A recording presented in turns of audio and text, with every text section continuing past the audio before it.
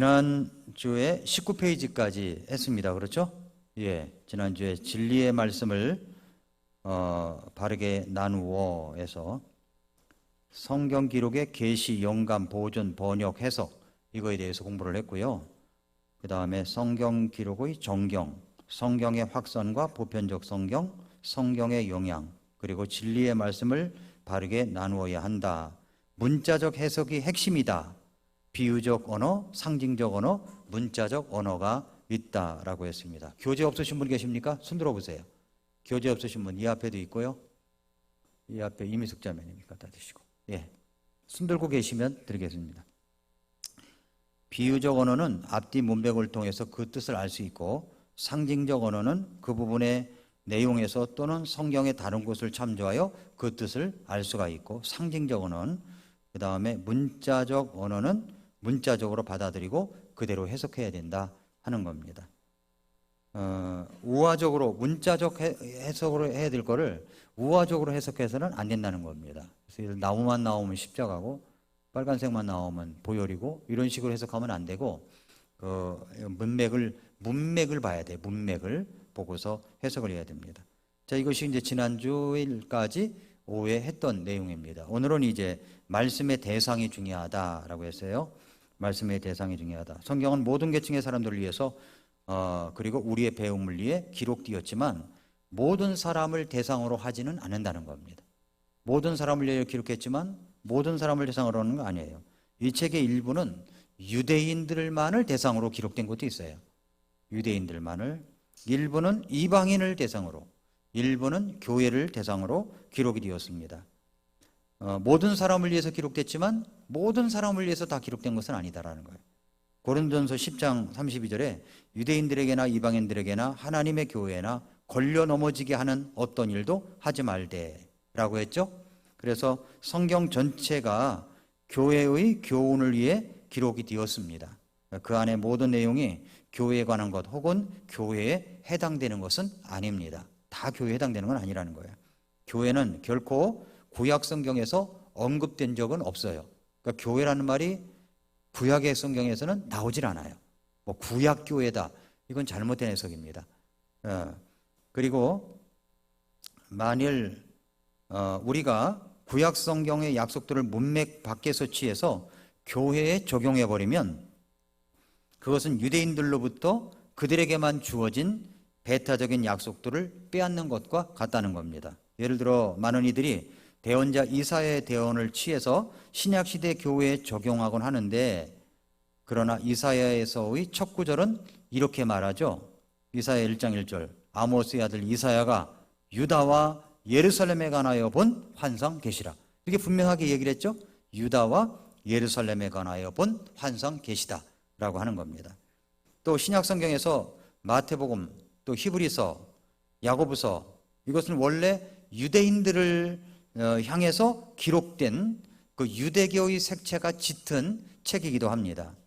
야고보서는 교회가 아니라 널리 흩어져 있는 12지파라고 그랬잖아요. 그렇죠? 12지파, 즉 유대인들을 향해 기록되었습니다. 그래서 하나님과 주 예수 그리스도의 종 야고보는 멀리 흩어져 있는 12지파에게 인사하노라 이렇게 말했거든요.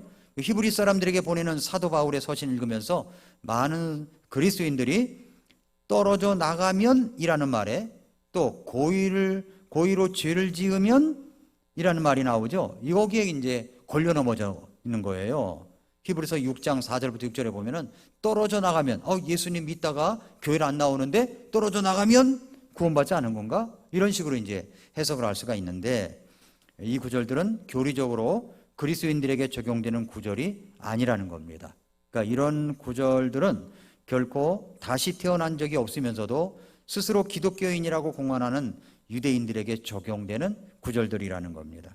만일 그리스도인이라고 공언한 유대인들이 예수님을 자신의 개인적 메시아로 받아들이지 않았다면 그들은 실제로 다시 그분을 십자가에서 처형시킨 것이나 다름없고, 따라서 예수님을 잡아 죽인 그들의 형제들만큼이나 악한 사람들이었을 것입니다. 그래서 모든 성경 기록은 교리, 책망, 바로잡음, 의로 교육하기에 유익하니 그랬죠.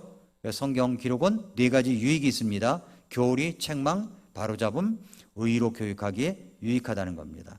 또 고린도전서 10장 11절에 보면은 과거에 이스라엘에게 일어난 것이 우리에게 본보기와 교훈으로 기록됐다는 거예요. 본보기와 교훈. 그래서 본보기는 뭐고 교훈은 무엇인가? 구약 성경을 읽으면서 그걸 취해야 되는 거예요. 하지만 우리는 결코 교회에 속하지 않은 것을 교회에 적용해서는 안 된다는 겁니다. 교회에 적용되지 않는 건데 교회에 억지로 끼워 맞추는 경우가 있거든요. 그렇게 하는 것은 성경을 잘못 적용하는 것이고 사람들을 혼란으로 이끄는 것이다라는 겁니다. 그 다음에 말씀을 바르게 나누어야 된다. 하나님의 진리의 말씀을 바르게 나누면서 우리는 또한 대언자와 제사장, 왕으로서의 그리스도의 사역이 다르다는 것을 깨달아야 됩니다. 예를 들자면 이제 24장에 나오는 선도, 지도를 주의 깊게 연구해 보면 그리스도께서 이 23페이지가 23페이지가 아니라 24장이 아니라 24페이지 때와 시기 나오죠? 나옵니까? 지난주에 나눠드렸던 것 중에 그림이 있죠. 그림, 도표. 예. 여러분이 그걸 받으시고 보관하기 원하시는 분들 이걸 또 성경책 사이에다 끼워놓고 다니면 성경책을 잘못하면 이게 다 날아가 버릴 수가 있어요. 그 내용물이. 그러니까 바인더를 교회에서 구입하셔가지고 끼시면 됩니다. 다음번에 할 때는 바인더를 갖다가 세네카를 해놓은 것을 여러분들에게 갖다 놓으면 여러분이 거기서 구입을 하셔서 보관하시면 되겠습니다. 그래서 여기에 24페이지에 나오는 선도를 주의 깊게 연구해 보면 그리스도께서 이 세 사역의 직분을 동시에 취하지 않았다는 것을 쉽게 알 수가 있습니다. 또한 성경에 나오는 예언의 의미를 갖는 날들을 구분해야 됩니다. 그래서 여러분 거기 선도를 보세요. 지도를 보세요. 거기 나와 있는 도표를 보면 때와 시기를 구분할 줄 알아야 되는 거예요. 때와 시기를. 또한 우리는 하나님께서 대언자들을 통해 말씀하신 지나간 때가 있고 자신의 아들을 통해 우리에게 말씀하신 마지막 날들을 구분할 줄 알아야 되는 겁니다. 성경에 나오는 때에는 무지하던 때, 이방인들의 때, 새롭게 하는 때, 모든 것을 회복하시는 때가 충만히 찬 경륜 등이 있습니다. 거기 나오시면 도표에 나와 있죠. 이 앞에 나와 있네요. 때와 시기에 관해서 지나간 때, 무지하던 때가 있고 지나간 때, 그다음에 이방인들의 때, 그리고 마지막 날들, 부활의 때가 있고 이렇게 때가 다 다르다는 것을 알 수가 있습니다. 그 다음에 이방인들의 때라는 말에서 이방인들이 권세를 차지하고 있을 때 유대인들은 권세를 차지하고 있지 않다는 것을 알 수가 있죠. 이방인들의 때가 진행되고 있는 이 교회 시대에는 교회가 결코 지배하는 권세, 즉 왕국의 권세를 차지할 수 없음도 알 수가 있습니다. 그래서 우리는 또한 하나님의 말씀 속에서 하나님께서 붙여놓으신 것과 하나님께서 나누어 놓으신 것을 잊지 말아야 됩니다.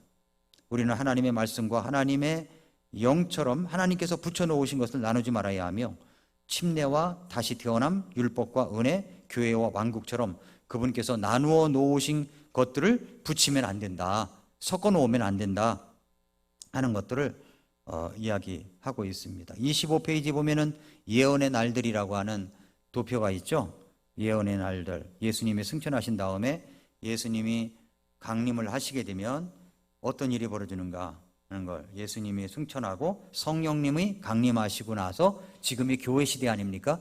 교회 시대인데 예수님이 공중에 오시면 휴거받는 성도들이 생겨나고 그 다음에 첫째 부활의 성도들이 일어나게 되고 7년 환란기를 지나서 천년왕국이 오고 그리고 사악한 자들이 둘째 부활이 있고 그리고 죄인들의 종착지는 불호수다. 새하늘과 새 예루살렘, 새 땅이 있다.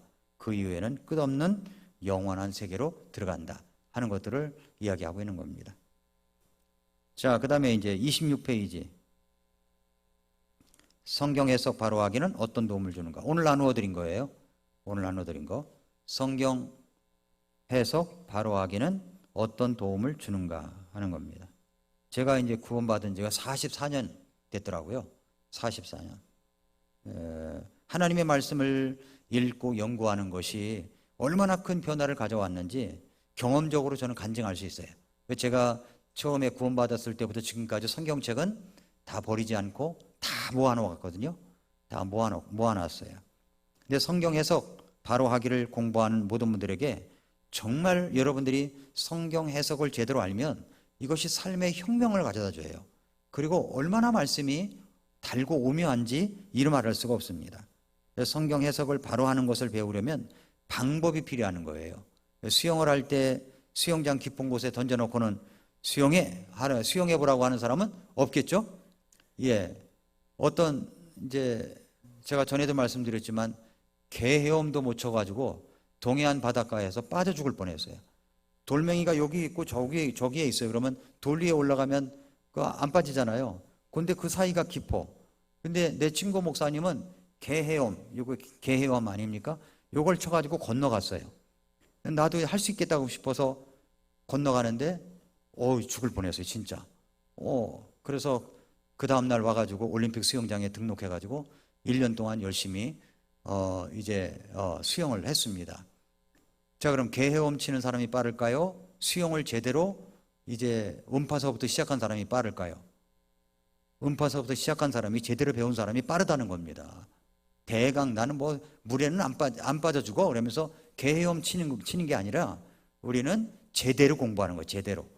제대로 공부할 줄 알아야 돼. 예. 지금도 뭐 수영을 갖다 어느 정도 1년 동안 배우고 나면은 물속에 빠뜨리면 허우적 되나요? 그렇지 않던데요. 빠져봤어요. 근데 떠 있더라고요. 떠 있어요. 그러니까 수영도 기초 음파서부터 시작을 해가지고 음파를 수영 선생님이 맨 처음에 그러더라고요. 세수대에다가 물 담아놓고 얼굴 넣어서 하고서 꺼내서 파 해보라고. 장난치는 줄 알았어요. 근데 그게 아니더라고요. 진짜 그렇게 연습을 해서 했더니 뜨는 거예요. 신기하게 뜨는 거예요. 그래서 너무너무 감사했습니다. 원래 올림픽 수영장이 2서부터 1까지 가면 중간서부터가 깊잖아요.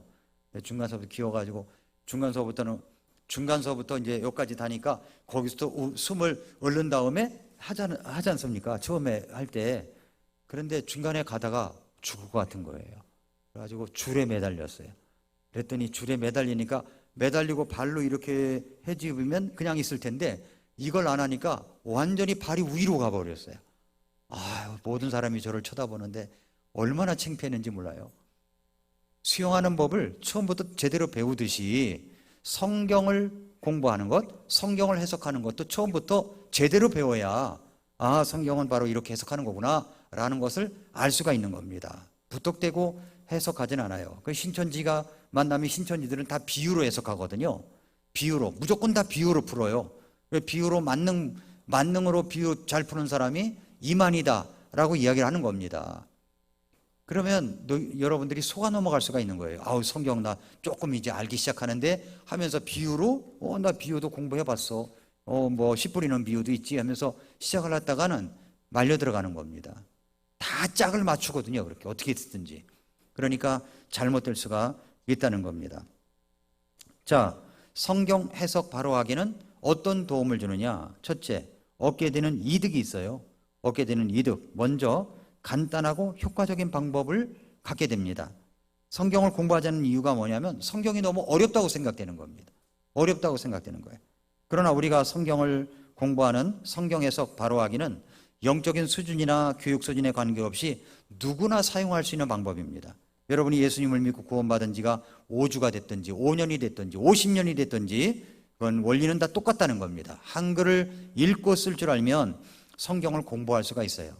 그래서 자신의 능력에 따라 이 방법을 확장시켜 가면 됩니다. 다시 말해서 성경에 대한 지식과 통찰력이 늘어남에 따라 거기에 맞게 성경 해석 바로 하기 위해서 가르쳐주는 방법에 따라 하기만 하면 지금보다 훨씬 더 깊고 오묘한 하나님의 말씀을 숙련된 체험으로 가질 수가 있습니다.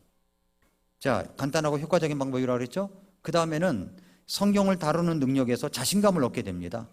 직접 성경을 공부하다 보면 성경 지식과 체험을 얻게 될 때 너무 기쁨이 커요.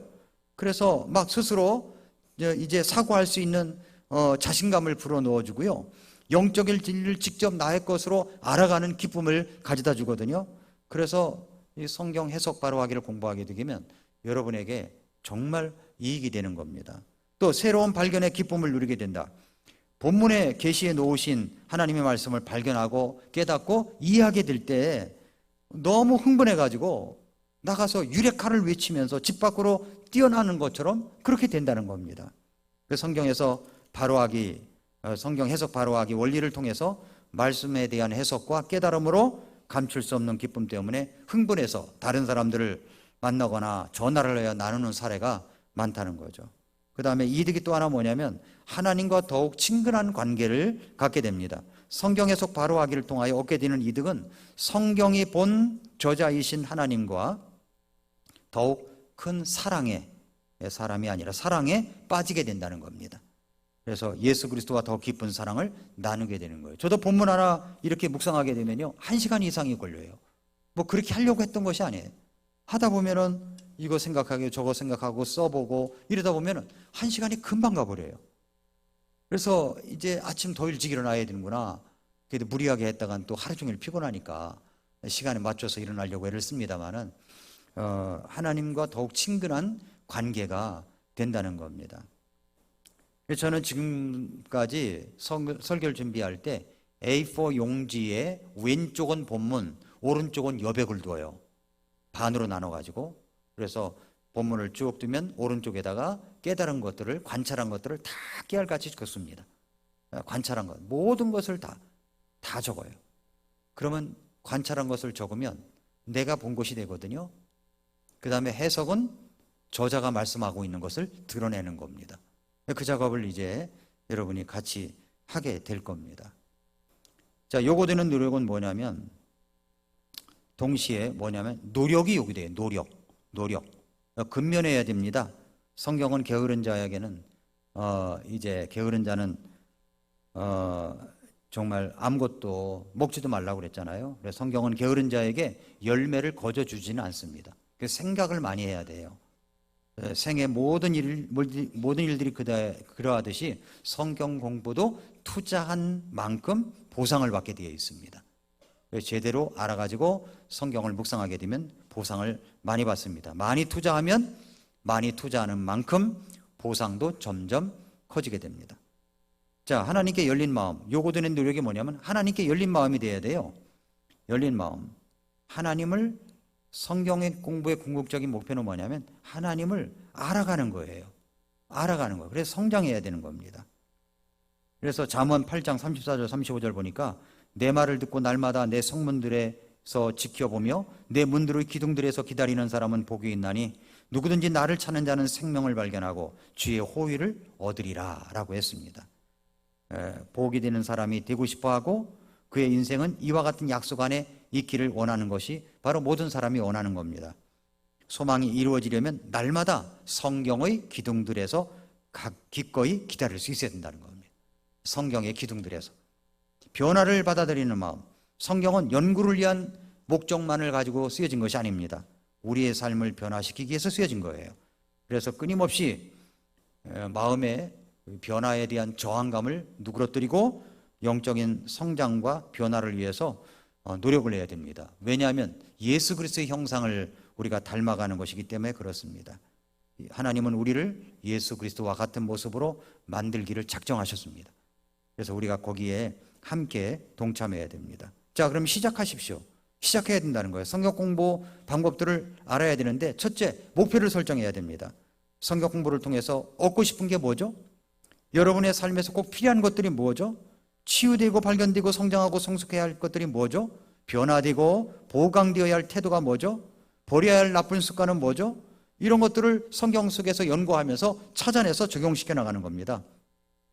또 뿐만 아니라 둘째는 여러분의 기대를 부합시키는 겁니다. 현실적이 되라는 거죠. 지금 여러분은 기대감으로 전율하고 있는 호랑이와 같을지도 몰라요. 그래서 더 이상은 시작을 놓치지 못할 것입니다. 그래서 거북이처럼 너무 느려서 불평을 하게 될지도 몰라요. 왜냐하면 시간이 필요하니까 목사님 빨리 가르쳐주지 왜 이렇게 서두가 긴지 모르겠다고 이렇게 생각할 수도 있거든요. 그런데 이런 서론을 통해서 우리가 서서히 깊이 들어가는 겁니다. 다음과 같은 순으로 공부하게 돼요. 첫째는 관찰하는 겁니다. 따라서 해볼까요? 관찰을 해야 돼요. 관찰을 해야 돼. 본문에서 무엇을 보는가 하는 거예요.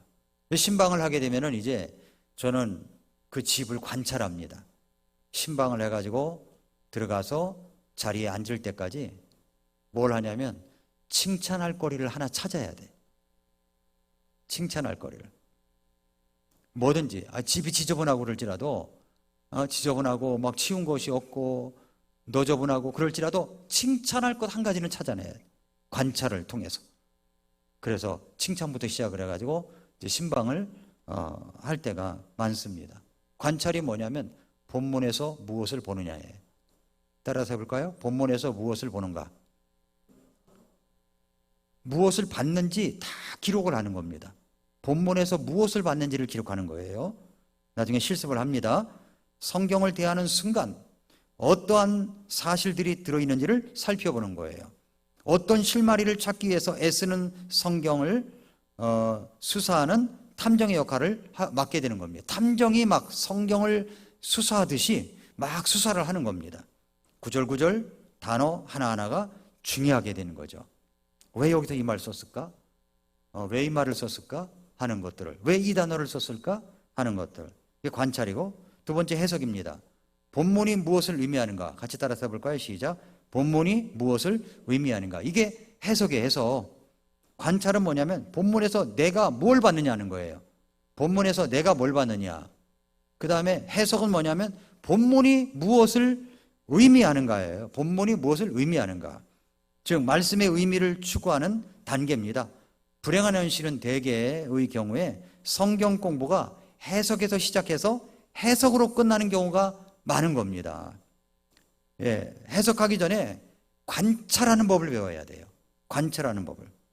해석에서 끝날 수는 없어요. 그 다음에 적용이죠. 본문을 나의 삶에 어떻게 구체적으로 적용할 것인가예요. 적용할 것인가. 단순히 적용할 만한가? 라는 식의 질문을 던지는 것이 아니라 우리가 성경을 연구하면서 내 삶에 적용할 만한 것으로 만드는 것이 아니라 하나님께서 우리의 생활의 변화를 위해서 이미 말씀해 놓으신 것을 믿으며 관찰, 해석하여 내 삶에 적용하는 겁니다. 그러니까 성경과의 직접적인 만남을 시작하는 거예요. 뭘로 시작하라고 그랬어요? 관찰. 관찰로 시작하는 겁니다. 관찰하면 주요 용어를 먼저 찾아내야 돼. 주요 용어. 주요 용어. 예를 들어서 요한복음에는 믿는다라는 단어가 79번 나옵니다. 79번. 믿는다라는 단어가 명사 형태가 아니라 항상 동사 형태로 나타납니다. 연구를 해보면 요한이 믿는다라는 단어를 분명한 목적을 가지고 사용하고 있음을 알 수가 있는 거예요. 믿는다, 믿는다, 믿는다 라고 하는 단어가 엄청 많이 나와요. 주요 용어를 찾아내는 겁니다. 주요 용어. 구조. 성경은 적지 않은 사람들이 생각하듯이 그저 여기저기서 아무렇게나 주어서 대충 되는 대로 모아놓은 글들이 아닙니다. 40여 명의 기자들이 한자리에 모여가지고 회의를 내서 만들어 놓은 책이 아니에요. 이건 1600년 기간이라는 것을 통해서 40여 명의 기자가 하나님께 받아 말한 것들입니다. 서로 모인 적도 없어요. 그런데 얼마나 이게 모든 것이 다 짝이 있는지 이루 말할 수가 없습니다. 먼저 어떤 구조를 갖고 있느냐? 두 종류의 구조를 갖고 있습니다. 하나는 문법적인 구조입니다. 그 성경을 효과적으로 공부하기 위해서는 문법을 염두에 두고 성경을 읽는 법을 배워야 된다는 겁니다. 주어가 무엇이지? 목적어가 뭐지? 주동사가 뭐지? 문법을 여러분이 더욱 잘 알면 알수록 본문으로부터 많은 것을 꺼집어낼 수가 있어요. 문학적인 구조가 있어요. 질문과 답변, 클라이막스와 그 해결의 국면, 원인과 결과 등이 있습니다. 원인과 결과. 기자들이 그들의 작품의 구조를 얼마나 다양하게 조성하고 있는지를 보여줍니다. 세 번째는 문학 양식을 봐야 돼요. 성경을 대할 때 장르, 문화 양식에 대해서 알아야 됩니다. 시편에 나타난 히브리 문학의 시와 바울 서신에 나타난 논설적인 논쟁과는 차이가 있다는 거죠. 또한 그 장엄하고도 긴 역사를 휩쓸듯이 훑어가는 창세기나 출애굽기의 이야기체와 간결하게 요점을 찌르는 비유의 문체와의 사이에는 대조가 있다는 겁니다. 그래서 성경 속에서는 비유, 사랑의 시, 풍자, 묵시, 비극과 희극 등 또 그 외에도 서로 다른 많은 문학 양식들이 나타납니다. 성령님께서는 여러분의 뜻을 당신의 뜻을 전달하기 위하여 위와 같은 각종 문학 양식을 사용하신 겁니다. 문학 양식. 그러므로 하나님의 뜻을 제대로 소화하기 위해서는 문학 양식에 맞는 해석 원리에 입각하여 본문을 이해해야만 한다는 거예요. 분위기를 이해하기 위해서는 성경 본문의 배경과 그 본문이 자아내는 분위기를 잘 파악해야 돼요. 본문의 기자가 느꼈던 기분은 어떤 것이었을까? 예를 들어서 빌립보서 4장 4절에 보면은 항상 주를 기뻐하라, 내가 다시 말하노니 기뻐하라고 말씀했는데, 이때 바울이 이 말씀을 쓴 환경, 분위기가 어떤 곳이었죠? 어디서 이 말씀을 썼죠? 감옥 안이에요. 어떻게 감옥 안에서, 감옥 바깥에 있는 사람들에게 기뻐하라고, 항상 기뻐하라고 그렇게 이야기할 수가 있었을까? 하와이에서, 호텔 특실에서 이 말씀을 기록한 게 아니에요. 악취 풍기는 로마의 감옥에 있었습니다. 로마의 감옥에 가서 이 감옥을 본 적이 있어요. 감옥에서 뭐 우리처럼 이렇게 1, 2층이 있어가지고 문 열고 들어가는 게 아니에요. 위에서 달아내려 밑으로 내려가요. 그냥 올라올 수도 없어요. 그런 습기 차고 어두컴컴하고 그런 음습한 곳에서, 그 속에서 정말 몸도 찌푸둥하고, 이게 비가 올까 말까 그래도 지금 여러분 몸이 찌푸둥한 사람 있잖아요. 그죠? 몸이 기상대가 있는 사람 있잖아요. 그러면 그래도 막 몸이 이런데 감옥 안에서 습기 차고 막 그런 곳에서, 어두컴컴한 곳에서 있을 때 얼마나 기분이 묘하겠어요. 그런데 그 안에서 빌립보 교회 성도들에게 기뻐하라고, 주님을 기뻐하라고, 내가 다시 말하는데 주님을 기뻐하라고, 어떻게 이렇게 말할 수 있었을까? 무엇 때문에 그랬을까 하면서 빌립보서 1장부터 4장까지 읽으면 그것을 발견하는 겁니다. 그랬을 때 성경이 아주 거기서 찾아내는 진리가 아주 놀라운 거죠. 그래, 나도 환경이 힘들어, 꼭 감옥 같아. 그런데 사도 바울처럼 기뻐할 수 있어. 이유는 말이야, 사도 바울이 찾아낸 원리와 똑같아. 이러면서 빌립보서를 확 마음속에 당겨서 알 수가 있게 되는 겁니다. 에베소서를 공부할 때는 에베소 교회의 일원이 되는 거예요. 내가 에베소 교회 성도가 돼가지고 바울이 무릎을 꿇고 드리는 기도를 하는데, 야, 나를 위해서 기도하고 있구나, 이런 마음으로 에베소서 1장 9절부터 나오는 기도, 3장에 나오는 사도 바울의 기도를 마음에 담는 겁니다. 그랬을 때 이것이 완전히 입체적으로 내 마음속에 이제 기쁨이 되는 겁니다. 자, 이렇게 이제 관찰로 시작하고 해석으로 넘어간다고 그랬죠? 관찰이 끝나면 두 번째 단계인 해석으로 넘어갑니다. 본문이 무엇을 의미하는가 그랬어요. 관찰은 뭐라고 그랬어요? 내가 무엇을 보는가요? 그 다음에 해석은 본문이 무엇을 의미하는가입니다. 거기에 대한 답변을 찾아내야 돼요. 첫째, 질문을 던져보는 거예요. 성경의 본문을 정복하기 위해서는 본문을 향해 무차별 질문 공세를 퍼봐야 됩니다. 이게 왜 그렇지? 언제 어디서 누가 무엇을 어떻게 왜 그런 거지? 하면서 그 질문을 막 던지는 겁니다. 그러면은 거기에 이제 해석이 나와요. 예, 기자가 말하고 하는 것이, 성경에서 말씀하려고 하는 것이 무엇인가를 찾아냅니다. 질문을 이제 멈춰서는 안 됩니다. 의미를 끄집어내기 위해서 도움이 되는 질문들이 있어요. 질문을 내가면서 동시에 답변도 찾아보게 됩니다. 어디서 그 답변들을 찾을 것인가? 다름 아니라 본문에서 찾아야 되는 거예요. 본문에서 관찰을 통하여 본문의 의미를 구축해 나가는데 필요한 초석들을 공급받게 됩니다. 어떤 사람이 이제 예를 들어서 예배당 안에서 핸드폰을 잃어버렸어요. 목사님, 핸드폰 잃어버렸어요. 그런데 식당에서 찾고 있어. 핸드폰을 어디서 잃어버렸는데요? 예배당에서요. 어디서 찾고 있어요? 식당에서. 이게 말이 됩니까? 말이 안 되는 거예요. 이 본문에 맞는 질문을 던졌으면 그 본문에서 찾아야 되는데 엉뚱한 데서 찾아온단 말이죠. 그러니까 본문이 무엇을 의미하는가, 이게 본문에 기자가 무엇을 의미해 주는가, 이것들을 본문에서 찾아내야 되는 거예요. 본문에서. 그 다음에 이제 적용의 단계로 나아갑니다. 관찰과 해석의 단계를 거치고 나면 성경 이해에 있어서 결정적인 단계인 적용 단계에 이릅니다. 그래서 이 단계에서는 말씀이 어떻게 내 생활 속에 역사할 수 있는가, 말씀이 역사할 수 있는가, 말씀이 역사할 수 있는 게 아니라 말씀이 어떻게 역사할 수 있는가, 어떻게 역사할 수 있지? 라고 이제 질문하면서 나의 생활에 어떻게 역사하고 있는가를 보는 겁니다. 우리의 마음을 찌르는 질문들이 나와요. 성경을 연구하며 감탄하는 일은 쉬운 일입니다. 쉬운 일이에요. 바로 이 말씀은 우리 남편이 와서 들으면 이 말씀을 봐야 되는데, 여보 일로 와봐, 이 말씀 좀 한번 봐봐, 말씀 읽어, 이거 당신에게 한 말 같지 않아? 이러는 게 아니라 나에게 한 말로 받아들여야 돼. 나에게 한 말로. 그렇죠? 오늘 말씀 우리 남편이 와서 들었으면 좋았을걸, 오늘 말씀 누가 들었으면 좋았을 것이 아니라 내가 들어야 돼. 내가. 다른 사람들의 생활에 또 어떻게 역사하는가 또 나중에 찾아봐야 되죠. 후차적으로. 그렇게 해서 말씀을 이제 해 나가는 겁니다. 자, 그 다음에 넘어가서 이제 32페이지. 항상 전체 과정을 염두에 두면서 성경 해석 바로 하기를 해야 되는 겁니다. 관찰, 본문에서 무엇을 보는가. 해석, 본문이 무엇을 의미하는가. 적용, 말씀이 어떻게 생활 속에서 역사할 수 있는가. 그렇게 되려면 읽고 기록하고 되새겨보라는 겁니다. 먼저 읽어야 돼요. 당연한 얘기죠. 읽어야 돼요. 몇 번 읽어야 됩니다. 여러분, 설교자가 본문을 정해놓고 본문을 몇 번이 읽을까요? 한 번 보고 안 돼요. 두 번 보고 안 돼요.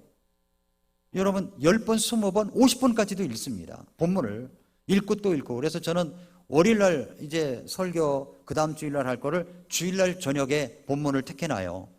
그러면 월요일서부터 수요일까지는 관찰 작업만 해요. 월요일날서부터 수요일까지 관찰 작업. 관찰한 것들을 다 적습니다. 적고 또 적고 적고 또 적고 적고 또 적고. 그래서 관찰을 다 끝낸 다음에 그 다음에 거기에 보면은 깨닫는 것들이 나오는 거예요.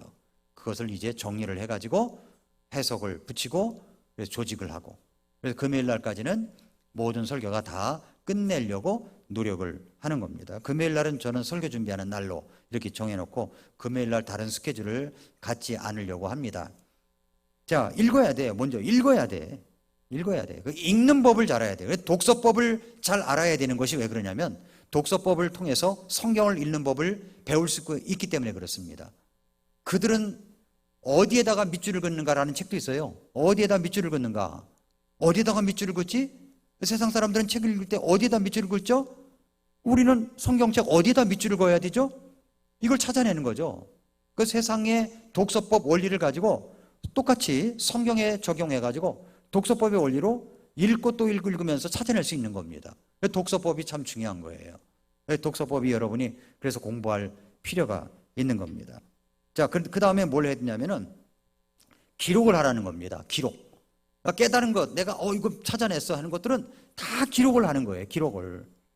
뭐든지 조그만 깨달음도 근데 알고 있는 거야 하고 슬쩍 지나가면 그 다음에는 잊어버려요. 그러니까 기록을 하는 겁니다.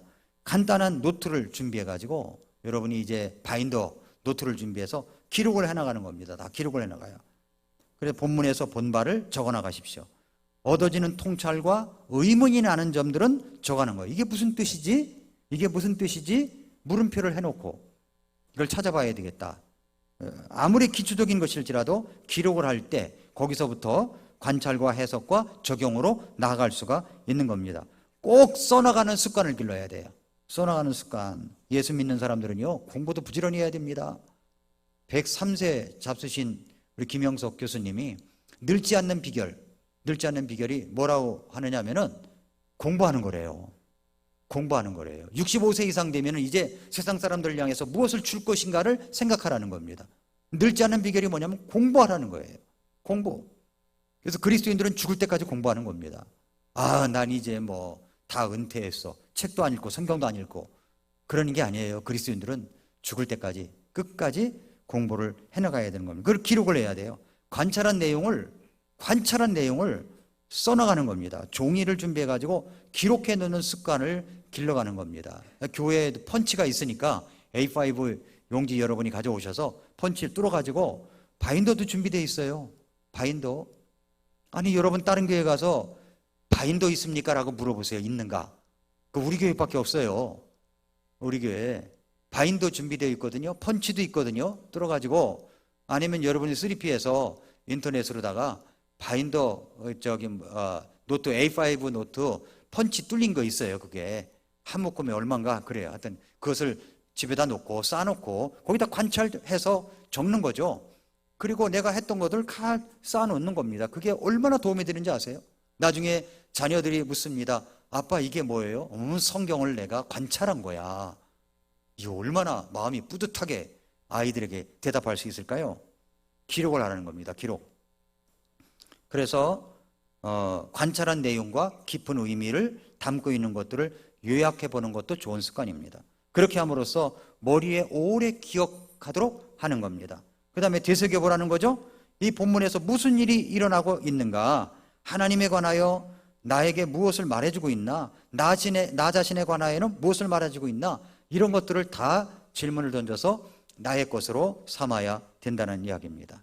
자, 관찰, 해석, 적용 계속 반복했습니다. 그럼 이제 1단계 나갑니다. 지금부터 관찰입니다. 관찰이 뭐라고 그랬죠? 본문에서 무엇을 보는가.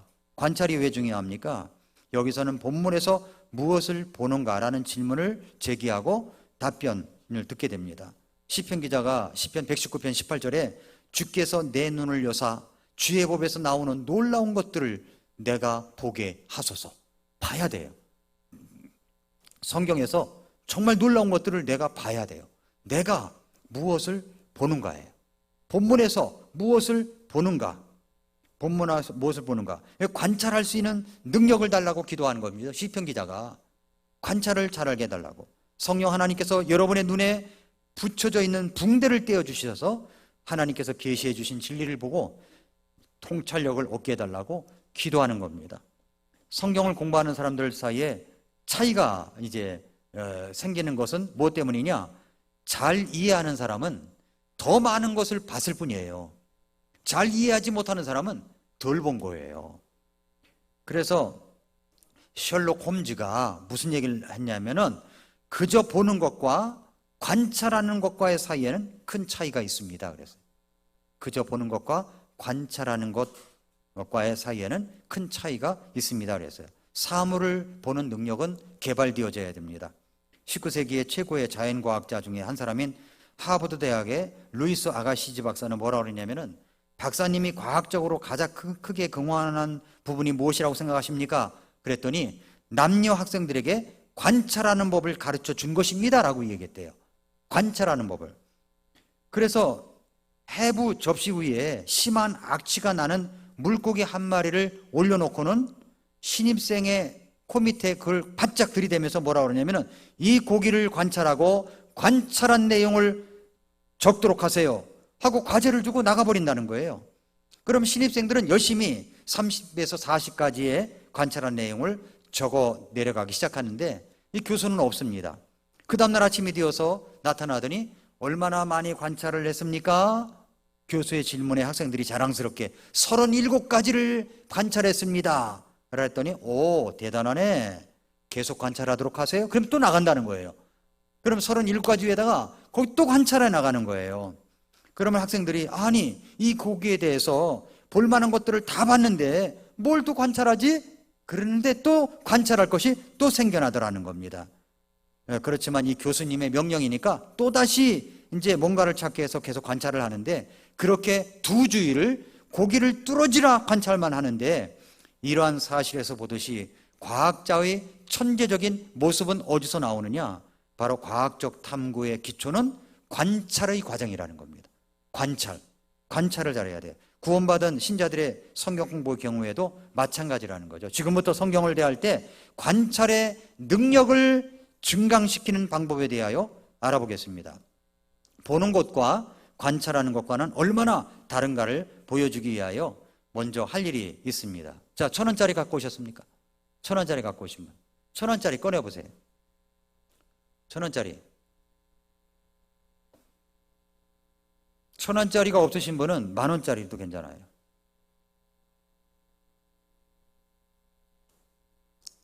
천원짜리. 1,000원짜리를 꺼내가지고 꺼내셨습니까? 1,000원짜리를 들어보세요.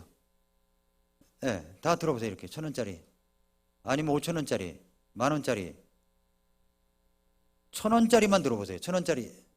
예, 다 가주셨네요. 예, 지금부터 헌금 시간을 갖겠습니다. 이렇게 말하진 않을 거예요. 자, 1,000원짜리 들으셨죠? 자, 그러면 못 가져오신 분들은 옆 사람하고 같이 하면 돼요. 거기에서 여러분이 본 것, 내가 본 거죠. 관찰할 것들을 다 적어 보세요. 자, 지금부터 음악이 흐르면서 이제 적습니다. 적으셔야 됩니다. 적으셔야 돼요. 자, 노트가 필요하신 분은 손을 들어주시면 그 빈 종이를 좀 갖다 주세요.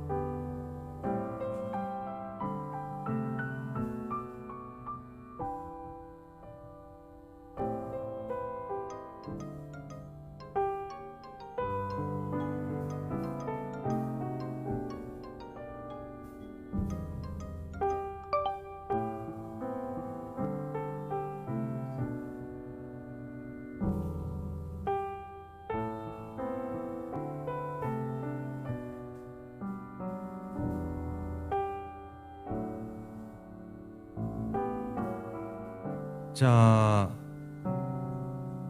10개 이상 하신 분 손 들어보세요. 10개 이상 하신 분?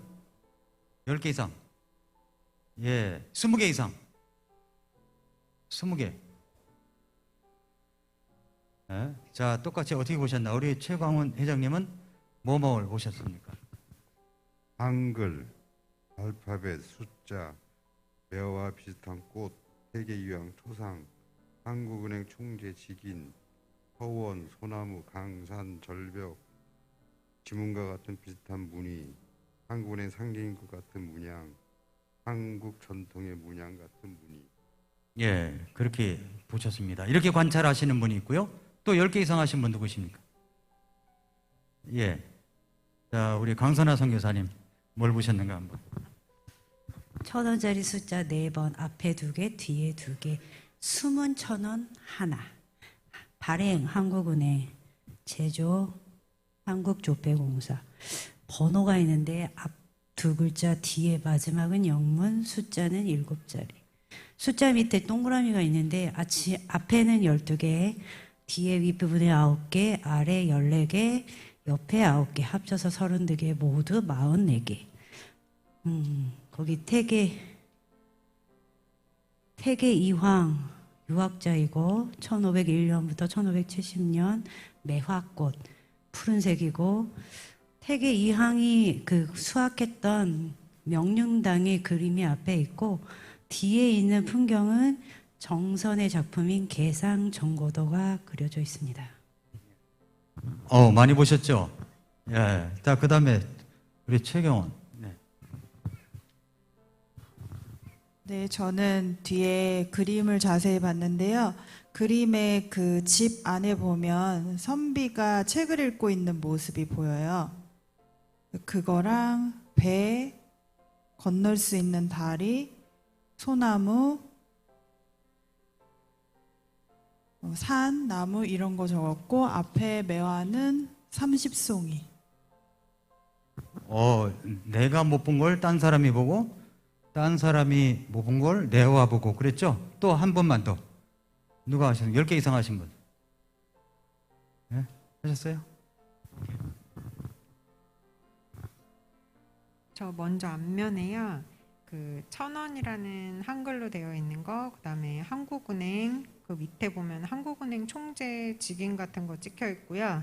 그 태계 이황 초상화, 그 옆에는 태계 이황이라고 해서 이렇게 작게 설명되어 있는 거, 그다음에 명륜관 아까 이 뒤에 쬐끄맣게 그림 그려져 있는 거랑 매화꽃, 그다음에 이 발행 번호 위에 써져 있고 아래 써져 있는 거, 그리고 그 위에 빨간색 발행 번호 밑에 초록색 동그라미, 그리고 이황 초상화 위에 보면 또 작은 동그란 초록색이 숨어 있고요.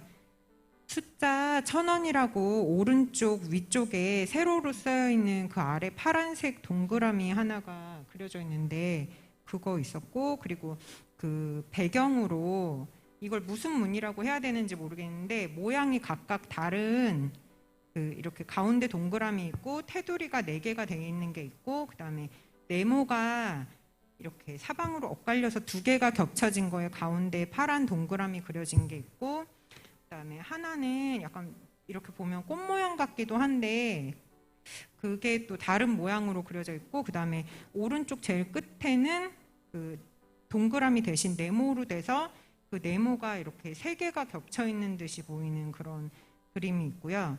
뒷면에는 소나무 그림이랑 뭐 절벽, 그다음에 그 정자 같은 게 2개가 보이고, 그다음에 나룻배 보이고, 그런 거 찾았고요. 그다음에 뒤에 여기 무궁화 그림 같은 거 뱅크 오브 코리아라고 돼 있는데 그 앞에 그림에 마크 그려져 있는 거, 그다음에 이게 무슨 마크인지 모르겠는데 그 오른쪽 풍경화 위쪽에 보면 앞에도 똑같이 있긴 한데 앞에랑 다르게 앞에는 흰색이 조금 더 많이 보이는 그런 마크인데 뒷면에 보면은 파란색이 더 두껍게 되어서 그 동그라미 마크가 그려져 있고, 그다음에 아래쪽에 보면은 한국조폐공사 제조라고 쓰여 있고요.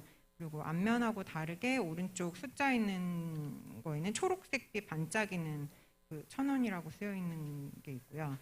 뒷면에 1,000원이라고 되어 있고 영어로 원이라고 해서 그 화폐 단위 쓰여 있는 게 30까지 넘은 것 같은데요. 자, 여러분 뭘 느끼셨어요? 내가 본 것을 그러니까 처음부터 끝까지 여러분들이 그걸 한번 다 기록을 해보면 좋습니다. 기록을 해보는 게 좋아요. 1,000원짜리를 이렇게 유심히 본 적이 있으셨습니까? 못 봤죠? 이렇게 성경을 보는 겁니다. 이렇게 성경을 보는 거예요. 자, 그래서 36페이지 보면은 사도행전 1장 8절만을 가지고 관찰을 해보는 겁니다. 사도행전 1장 8절. 1장을 보되 1장 8절을 보십시오. 제가 다시 한번 얘기합니다. 1장 8절을 중심적으로 보지만 1장을 보세요. 1장을 보세요. 그러면 뭘 봐야 되냐면은 주요 용어들을 먼저 볼 줄 알아야 돼요. 등장하는 인물들이 누구인가를 봐야 됩니다. 원인, 결과의 관계를 주목하십시오. 용어를 정의하십시오. 지명의 중요성이 있어요. 저를 책 전체와 연관지어 생각하라는 겁니다. 저를 책 전체와 연관지어 생각하라는 겁니다. 관찰에는 끝이 없어요. 그래서 이제 이것을 다음 주도 못하고 그리고 이제 7월 마지막 주일은 목장 예배가 있고 그러다 보니까 8월 첫 주에 이 공부를 하거든요. 사도행전 1장 8절 말씀을 관찰한 것을 내가 40가지 이상은 적어오겠다. 자, 몇 가지요? 40가지 이상은 적어오겠다. 이런 마음을 가지고 오늘서부터 시작을 해가지고 노트에다가 관찰을 해나가는 겁니다. 정자로 잘 적으셨어요? 그래서 노트 한 장에다가 한 40개 정도를 앞뒷면으로 해서 잘 쓰셔가지고 한번 가지고 오시면 여러분에게 엄청 큰 도움이 되는 겁니다. 성경을 보는 눈이 달라져요. 성경을 보는 눈이. 그래서 첫째는 이제 절만 가지고 합니다. 절만 가지고 한 절만 가지고 할 테니까 1,000원짜리를 관찰했듯이 그렇게 사도행전 1장 8절을 관찰하되 책 전체와 연관지어서 생각을 해나가는 겁니다. 그것을 꼭 읽고 기록하고 되새겨보라. 읽고 기록하고 되새겨보라. 그렇게 해서 성경을 공부해가는 우리 성도님들 되시기 바랍니다. 재밌으시죠? 예, 이렇게 이제 아주 재미있게 관찰을 해나갑니다. 1장 8절만 잘하면은요, 성경을 보는 눈이 확 달라져요. 확 달라져요. 그래서 1장 8절을 40가지 이상은 내가 기록해 보겠다. 이런 마음을 가지고 준비를 해 오시는 겁니다. 한 2주간 시간이 있죠? 2주간 하루에 서너 가지씩만 하시면 될 것 같습니다.